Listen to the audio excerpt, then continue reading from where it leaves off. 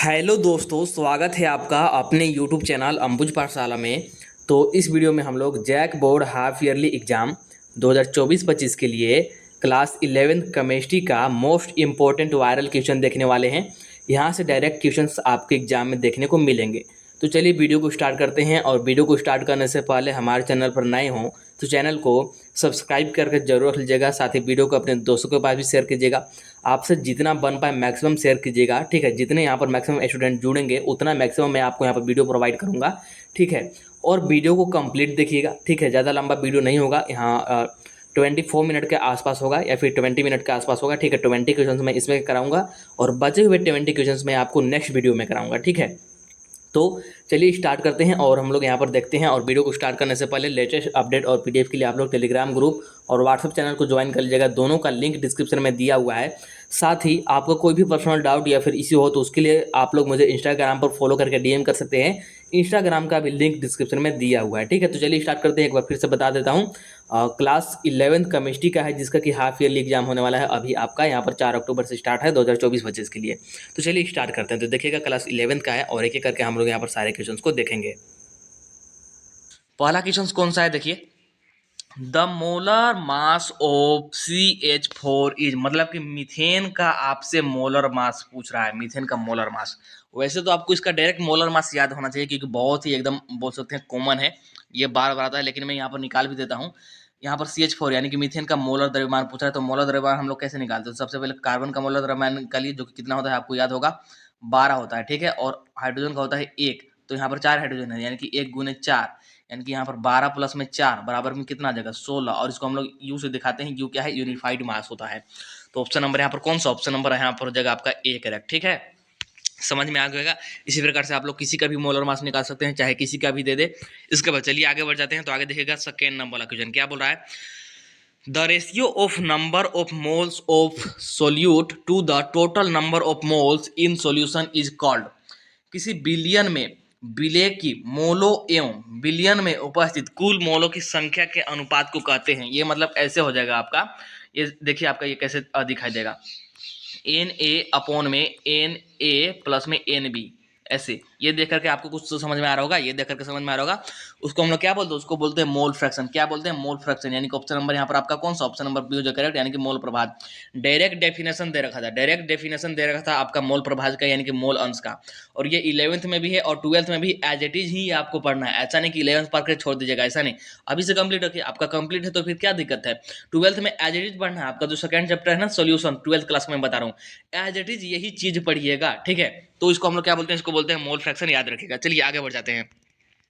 और वो मैंने जो फॉर्मूला बताया, फॉर्मूला भी याद रखिएगा। इसके बाद देखिए थर्ड नंबर का क्वेश्चन क्या बोल रहा है। The amount of CO2 that could be क्या है produced when 1 mole of carbon is burned in air is. Air में 1 मोल कार्बन क्या हो रहा है? बर्न हो रहा है, ठीक है। तो यहाँ पर देखिएगा हिंदी में कि 1 मोल कार्बन के हवा में दहन से उत्पन्न CO2 गैस की मात्रा।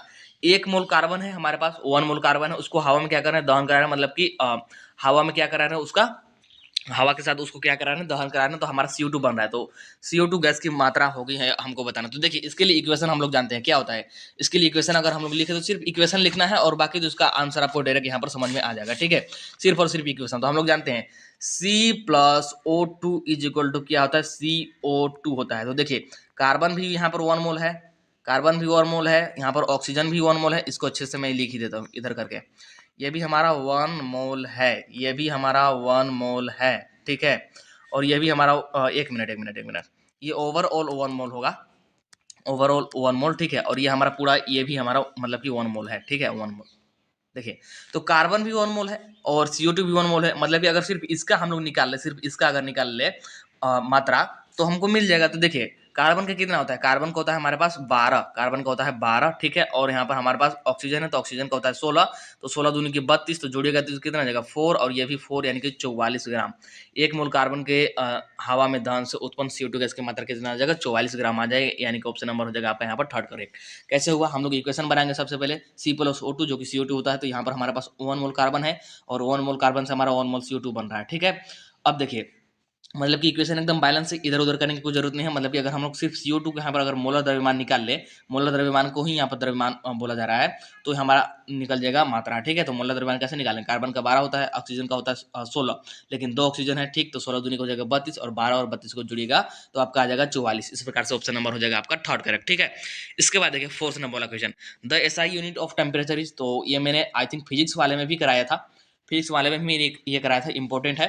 तो तापमान कैसे मात्रा क्या होता है, केल्विन होता है, केल्विन। ऑप्शन नंबर ए हो जाएगा फर्स्ट करेक्ट, याद रखेगा। एसआई यूनिट पूछेगा तो केल्विन ही होगा। अगर कोई भी यूनिट पूछ दे एकदम रैंडमली तो बहुत सारे होते हैं, आपका सेल्सियस भी हो जाएगा, फारेनहाइट भी हो जाएगा, सेंटीग्रेड भी हो जाएगा, ये सारा कुछ हो जाता है, ठीक ना। लेकिन यहाँ पर हमसे एसआई यूनिट पूछा है, इसीलिए हमारा केल्विन हो जाएगा, फोर्थ नंबर का ए हो जाएगा करेक्ट। इसके बाद 5 नंबर का क्वेश्चन देखिए क्या है, 60 gram of an organic compound on analysis is found to have C is equal to 24 gram, H is equal to 4 gram and O यानी कि ऑक्सीजन is equal to 32 ग्राम।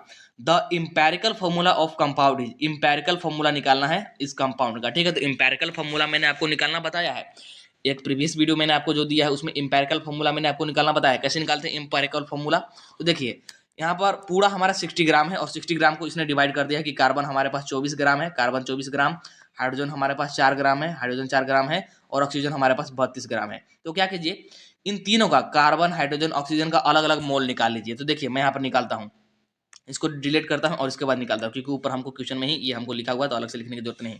तो देखिए मैं यहाँ पर मोल निकाल रहा हूँ सबसे पहले किसका, कार्बन का।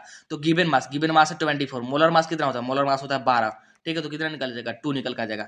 इसी प्रकार से मोल निकालता हूँ किसका, हाइड्रोजन का। तो हाइड्रोजन यहाँ पर हमको गिवन मास कितना है 4, मोलर मास कितना होता है 1, यानी कि यहाँ पर ये 4 निकल का जाएगा। इसके बाद देखिएगा यहाँ पर मैं यहाँ पर निकाल रहा हूँ मोल किसका, ऑक्सीजन का। ऑक्सीजन का यहाँ पर गिवन मास कितना है 32, मोलर मास कितना होता है 16, ठीक है। निकले का कितना जाएगा, निकल का जाएगा यहाँ पर 2। तो 2:4:2, अगर इसको डिवाइड लगा 2 से तो 1 आ जाएगा, ये हमारा 2 आ जाएगा, ये हमारा 1 आ जाएगा। यानी कि हमारा कार्बन होगा 1 और हाइड्रोजन होगा 2 और यहाँ पर ऑक्सीजन होगा 1, यानी कि अगर इसका बनाए तो यहाँ पर CH2 और यहाँ पर O आ जाएगा, CH2O। ऐसा कहीं पे देखने को मिल रहा है क्या, कार्बन 1 होगा, ठीक, कार्बन 1 होगा, सही बात है, कार्बन 1 होगा आपका, कार्बन यहाँ पर 1 ही होगा, आपको दिख रहा होगा कार्बन 1 होगा। यहाँ पर H जो है H2 होगा, यानी कि CH2 और O। तो ऐसा ऑप्शन कहीं पे देखने को मिल रहा है, ऑप्शन नंबर यहाँ पर 4 आपको देखने को मिलेगा, CH2O, ठीक है। तो ऑप्शन नंबर यहाँ पर जगह आपका 4 कर, कैसे निकाला मैंने आपको समझ में आया होगा। इसके बाद 6 नंबर वाला क्वेश्चन देखिए क्या बोला, 6 नंबर वाला question, what will be the molarity of a solution that constant 5.85 gram of NaCl पर 500 ml, ठीक है। तो आपसे क्या पूछ रहा है, मोलारिटी निकालने के लिए बोल रहा है। उस जलीय विलयन की मोलरता क्या होगी जिसके प्रति 500 ml में 5.85 ग्राम NaCl मात्रा मिलाया जाता है। तो मोलरता ये सारा कुछ आपको 11th में भी पढ़ना है, ये 12th में भी पढ़ना है, सोल्यूशन वाले चैप्टर में मैंने बताया ना, ये सारे मोस्ट इंपोर्टेंट है। तो देखिए हम लोग जानते हैं मोलारिटी जिसको कि हम लोग यहाँ पर कैपिटल M से मैं यहाँ पर दिखा रहा हूँ, मोलारिटी या फिर मोलरता बराबर क्या होता है, तो गिवन मास कितना है 5.85 बटे मोलर मास। तो NaCl का मोलर मास होता है 58.5, मेरे को डायरेक्ट याद है, आप लोग कैलकुलेट करके भी सकते हैं। इसके बाद होता है इसके बाद है वॉल्यूम इन लीटर, लेकिन हमको यहाँ पर लीटर में नहीं है, ml में है, इसलिए ऊपर कर देंगे यहाँ पर 1000 से मल्टीप्लाई और यहाँ पर लिख देंगे 500, ठीक है। लीटर में रहता तो कुछ नहीं करता, डायरेक्टली यहाँ पर 1 जो भी लीटर दिया होता कर देते, लेकिन हमको यहाँ पर ml में दिया है, इसलिए ऊपर 1000 से क्या कर दिए, मल्टीप्लाई कर दिए। अब देखिए अब यहाँ पर कैंसिल करते हैं, तो ये 2 बार में कैंसिल, ये 10 बार में कैंसिल, और ये 1 हो जाएगा, ये 5 हो जाएगा, मतलब कि 1/5 किसके बराबर होता है, 0.2 के बराबर। तो 0.2 मोल पर लीटर, यानी कि ऑप्शन नंबर हो जाएगा यहाँ पर आपका थर्ड करेक्ट हो जाएगा। ये भी ध्यान दीजिएगा यहाँ पर, ये भी यूनिट भी ध्यान दीजिएगा, मोल पर लीटर होगा, क्या होगा, लीटर होगा यहाँ पर लीटर। तो ऑप्शन नंबर यहाँ पर जाएगा आपका थर्ड करेक्ट, ठीक है। ऑप्शन नंबर हो जाएगा थर्ड करेक्ट, हिंदी में भी होगा, अलग अलग करने की कोई जरूरत है नहीं। 7 नंबर वाला देखिए क्या है कि number of protons, neutrons and electrons in the element, कोई एक एक्स एलिमेंट है, यहाँ पर इसका ये 89 दिया है, ये 231 दिया है। तो इसमें हमको प्रोटॉन, न्यूट्रॉन और इलेक्ट्रॉन निकालना। तो देखिए प्रोटॉन किसके बराबर होता है, एटॉमिक नंबर के बराबर होता है, यानी कि परमाणु संख्या के बराबर होता है, और यहाँ पर जो दिया होता है ये हमारा एटॉमिक नंबर ही होता है। मतलब कि अगर प्रोटॉन देखा जाए तो इसमें कितना है 89 है, 89, ठीक है 89। और हम लोग न्यूट्रॉन कैसे निकालते हैं, तो न्यूट्रॉन निकालते हैं एटॉमिक मास माइनस में करते हैं यहाँ पर प्रोटॉन की संख्या या फिर एटॉमिक नंबर। तो एटॉमिक मास यहाँ पर 231 और माइनस में इसको कर देंगे 89 माइनस, जो कि आ जाएगा 142, तो ये हमारा प्रोटॉन हो गया, ये हमारा न्यूट्रॉन हो गया, और इसके बाद हम लोग को इलेक्ट्रॉन भी निकालना है। तो इलेक्ट्रॉन यहाँ पर हमारे न्यूट्रॉन के बराबर ही हो जाएगा, यानी कि 89 के बराबर ही आएगा। तो ऐसा ऑप्शन कहीं पर देखने को मिल रहा है क्या? ऑप्शन नंबर आपको यहाँ पर बी देखने को मिलेगा। एकदम सीक्वेंस से लिखना है। सबसे पहले प्रोटॉन पूछा तो प्रोटॉन 89, फिर इसके बाद न्यूट्रॉन तो न्यूट्रॉन 142, इसके बाद इलेक्ट्रॉन 89। इस प्रकार से ऑप्शन नंबर हो जाएगा यहाँ पर आपका 4 करेक्ट। सीक्वेंस को भी ध्यान दीजिएगा, अदरवाइज इधर उधर करके गलत कर सकते हैं। तो ऑप्शन नंबर यहाँ पर हो जाएगा आपका सेकंड करेक्ट, ठीक है, सेकंड करेक्ट। जिस सीक्वेंस में आपको पूछेगा उसी सीक्वेंस में क्या करना होगा, आंसर आपको करना होगा। चलिए आगे बढ़ जाते हैं और देखिएगा यहाँ पर वही था कि किसी तत्व एक्स में प्रोटॉन, इलेक्ट्रॉन और न्यूट्रॉन की संख्या हमसे पूछा था, तो वही बात हो गया। 8 नंबर वाला क्वेश्चन देखिए क्या बोल रहा है, which of the following sets of ions represents a collection of क्या है आइसो इलेक्ट्रॉनिक स्पेसिस। कौन सा iso electronic species? Iso electronic species क्या मतलब होता है? जिसमें इलेक्ट्रॉन की संख्या क्या हो, समान हो, मतलब कि इलेक्ट्रॉन की संख्या क्या होना चाहिए, इक्वल होना चाहिए। अब हमको यहाँ पर एटॉमिक नंबर दे रखा है, एटॉमिक नंबर दे रखा है, फ्लोरीन का 9, क्लोरीन का 17, सोडियम का 11, मैग्नीशियम का 12, एल्युमिनियम का 13 और पोटेशियम का 19, कैल्शियम का 20, एस्केडियम का 21, ठीक है। तो इनमें से हमको बताना है कि कौन कौन सा यहाँ पर आइसो इलेक्ट्रॉनिक स्पीसीज है। तो देखिए एक बार हिंदी में भी पढ़ देते हैं, इसके बाद मैं आपको बताता हूँ। निम्न में से कौन सा सेट आइसो इलेक्ट्रॉनिक स्पीसीज के संग्रह को निरूपित करता है? तो देखिए आइसो इलेक्ट्रॉनिक मतलब आपका इलेक्ट्रॉन की संख्या समान होना चाहिए, ठीक है।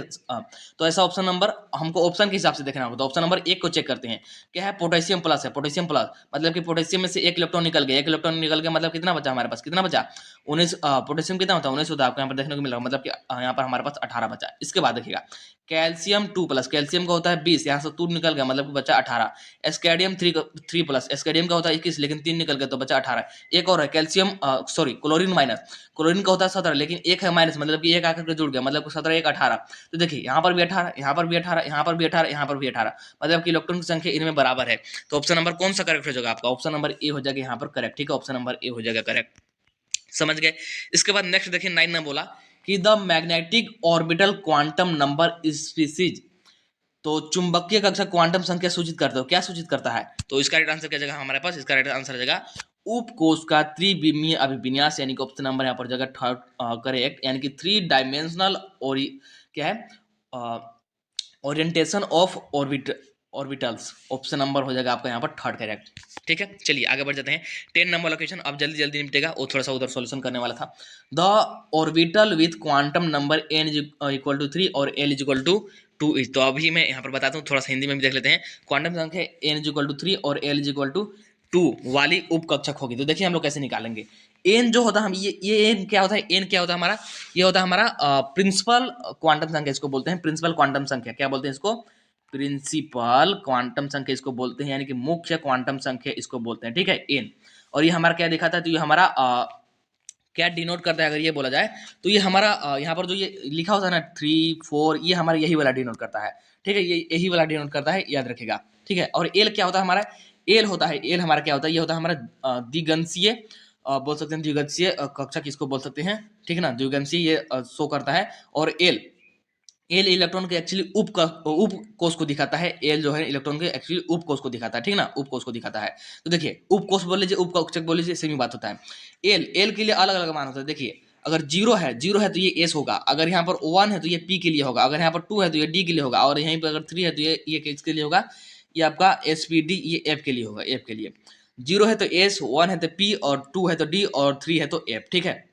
देखिए ए ने यहाँ पर 3 दिया है, मतलब कि यहाँ पर नंबर जो होगा ये 3 होगा, सीधा सीधी बात। डी यहाँ पर दिया, डी दिया ना, तो डी किसके लिए होता है? एक मिनट, यहाँ पर मतलब एल इक्वल टू 2 दिया है, तो 2 किसके लिए होते हैं? यहाँ से देखिए 2 किसके लिए होता है? डी के लिए, मतलब क्या हो जाएगा 3D, ठीक है।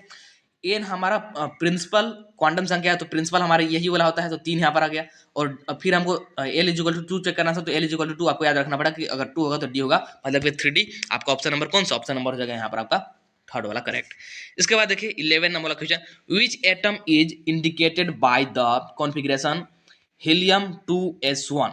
तो हीलियम 2s1 विन्यास वाला परमाणु कौन सा हुआ? तो हीलियम 2 और एक ये 3, मतलब कि यह जगह लिथियम 3। ऑप्शन नंबर हो जाएगा आपका सेकंड करेक्ट, ठीक है। इसके बाद देखिए 12 नंबर वाला number no two electrons in no no two electrons in an atomic can have some set of all the four quantum numbers is related to, यानी कि किसी परमाणु में दो इलेक्ट्रॉनों की चारों क्वांटम संख्याओं का मान समान नहीं हो सकता या संबंधित है। तो ये एक्चुअली आपका डिफिनेशन डायरेक्ट उठा करके दे दिया, या फिर बोलिए डायरेक्टली आपका संबंध उठा करके दे दिया। तो ये क्या होता है, ये होता है हमारा Pauli exclusive principle, exclusion principle बोल सकते हैं, यानी कि ऑप्शन नंबर जाएगा आपका थर्ड करेक्ट, पॉली के अपवर्जन सिद्धांत से।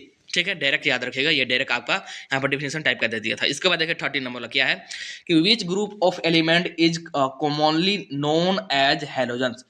ठीक है ना, यानी कि किस ग्रुप को हम लोग हैलोजन के नाम से जानते हैं, किस समूह के तत्वों को हैलोजन के नाम से जाना जाता है। तो 12th क्लास में आपको डिटेल में पढ़ना भी है, 11th क्लास में भी आप लोग पढ़े हैं, तो उसको हम लोग बोलते हैं ग्रुप 17, जो कि आपका क्लोरीन, ब्रोमीन, आयोडीन, ये सारा कुछ होता है। ठीक है, याद रखिएगा। तो ऑप्शन नंबर हो जाएगा आपका सेकंड करेक्ट, यानी कि समूह 17। इसके बाद देखिए 14 नंबर वाला क्वेश्चन क्या बोल रहा है, 14 नंबर वाला question, which of the following configuration has the highest ionization energy. तो हाईएस्ट आयोनाइजेशन एनर्जी किसका होगा, ऑप्शन नंबर हो जाएगा आपका सेकंड करेक्ट, जिसमें हाफ फील्ड होता है ना, पी का हाफ फील्ड, वही वाला होगा, यानी कि ऑप्शन नंबर जगह यहाँ पर आपका सेकंड करेक्ट। ठीक है, इसके बाद देखिए, इसके बाद 15 नंबर वाला क्वेश्चन क्या है कि how many groups are present in the modern periodic table. Modern periodic table में कितने ग्रुप्स है, तो 18 ग्रुप्स है, ये तो आपको पता होगा, 11th क्लास से ही पढ़ते आ रहे हैं, 12th क्लास में भी पढ़ने को मिलेगा, 10th क्लास में भी आई थिंक पढ़े हुए थे। ठीक है, तो ही पूछ रहा था कि how many groups are present in the modern periodic table, यानी कि आधुनिक आवर्त सारणी में समूहों की संख्या कितनी होती है, तो कितनी होती है, 18 होती है, तुरंत मैंने आपको बताया। इसके बाद 16 नंबर देखिए क्या बोल रहा है कि outer electronic configuration of S block element is, S block element का आउटर इलेक्ट्रॉनिक कॉन्फ़िगरेशन बताना है, यानी कि एस ब्लॉक तत्वों का बाह्य इलेक्ट्रॉनिक विन्यास। तो एस ब्लॉक तत्वों का बाह्य इलेक्ट्रॉनिक विन्यास होता है NS1, एक मिनट क्या हो रहा है, NS1 से 2 तक। ठीक है, NS1 से 2 तक, या तो S में 1 होगा या फिर 2 होगा, इससे ज़्यादा नहीं होता है। N की जगह पर 1 2 3 ऐसे आ सकता है। ठीक, तो ऑप्शन नंबर यहाँ पर हो जाएगा आपका थर्ड करेक्ट। ठीक है, ऑप्शन नंबर हो जाएगा थर्ड करेक्ट। इसके बाद देखिएगा 17 नंबर वाला क्वेश्चन क्या है, इन the modern periodic table the table indicates the value of, यानी कि आधुनिक आवर्त सारणी में अभी जो हम लोग पढ़ते हैं, ठीक है ना, मॉडर्न पीरियोडिक टेबल, तो इसमें आवर्त की संख्या सूचित करती है, यानी कि जो पीरियड है ये क्या इंडिकेट करता है, तो ये हमारा क्या अभी करता है, अभी तुरंत मैंने आपको ऊपर बताया था। ठीक है, क्या करता है, मुख्य क्वांटम संख्या, मुख्य क्वांटम संख्या यानी कि एन, क्या एन, मुख्य क्वांटम संख्या यानी कि प्रिंसिपल क्वांटम नंबर इसको बोलते हैं। ऑप्शन नंबर हो जाएगा आपका थर्ड करेक्ट। इसके बाद आ जाते हैं 18 नंबर वाला क्वेश्चन में, जो कि क्या बोल रहा है, transition element are present in, transition element कहाँ पे मतलब कि किस ब्लॉक में होता है, तो डी ब्लॉक में होता है। ऑप्शन नंबर हो जाएगा आपका थर्ड करेक्ट। 12th क्लास में आपको ये डिटेल में पढ़ना है, DNA ब्लॉक, और वो भी ट्रांजिशन एलिमेंट किसको बोलते हैं, जिसमें डी ब्लॉक में 1 से लेकर के 9 तक इलेक्ट्रॉन होते हैं, 1 से लेकर के 9 तक इलेक्ट्रॉन होते हैं। अगर ये 0 हो गया, डी 0 होगा, तो ये ट्रांजिशनल एलिमेंट नहीं कहलाएगा। ठीक है, यानी कि संक्रमण धातु नहीं कहलाएगा। अगर डी बराबर 10 भी हो गया, तभी ये संक्रमण धातु नहीं कहलाएगा। 1 से 9 तक है, तभी ये संक्रमण तत्व कहलाएगा, यानी कि ट्रांजिशन एलिमेंट कहलाएगा। तो इस वीडियो में इतना ही रखते हैं। आई थिंक आपको वीडियो पसंद आया होगा, वीडियो पसंद आया हो तो वीडियो को लाइक जरूर कर दीजिएगा, चैनल को सब्सक्राइब करके रख लीजिएगा। बाकी आगे के जो भी नेक्स्ट क्वेश्चन है आपको मैं नेक्स्ट वीडियो में प्रोवाइड करा दूंगा। ठीक है, तो ज़्यादा से ज़्यादा मतलब जल्दी से जल्दी इस वीडियो पर 200 लाइक्स जितना जल्दी कंप्लीट हो जाएगा आपका नेक्स्ट वीडियो अपलोड कर दिया जाएगा। तो चलिए मिलते हैं नेक्स्ट वीडियो में, तब तक के लिए tata bye bye, see you in the next video. Video को लाइक करके चैनल को सब्सक्राइब जरूर कीजिएगा। चलिए मिलते हैं नेक्स्ट वीडियो में।